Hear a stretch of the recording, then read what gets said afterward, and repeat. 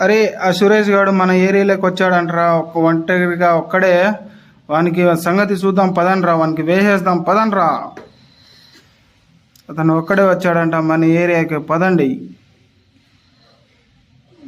ఏమిరా?